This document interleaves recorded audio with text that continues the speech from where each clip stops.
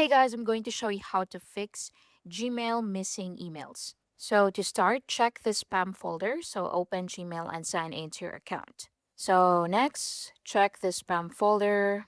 So open spam. Now in here, sometimes Gmail mistakenly filters legitimate emails as spam. So open the spam folder and see if the missing email is there. If you find it, open the mail and click report not spam. Next, search for the email. So you can use the Gmail search bar and enter the sender's name, email address, subject, or keywords from the message. You can also search filters like older underscore then or newer underscore then to narrow down the results. Next, check all emails. So go to all email.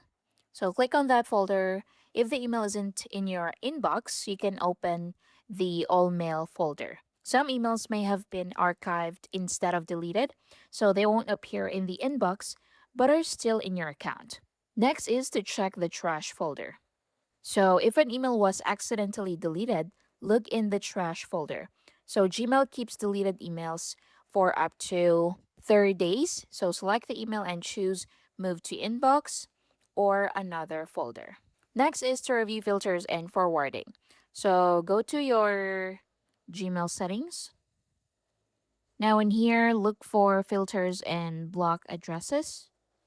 So if you're on the web, you can look for filters and block addresses to see if any filters are automatically archiving, deleting, or labeling emails. Next is to verify storage space.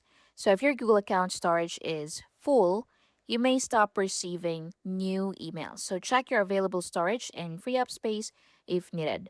So if you can see out of storage in here, so you should clean up space or get more storage. And that's basically it. Thank you for watching.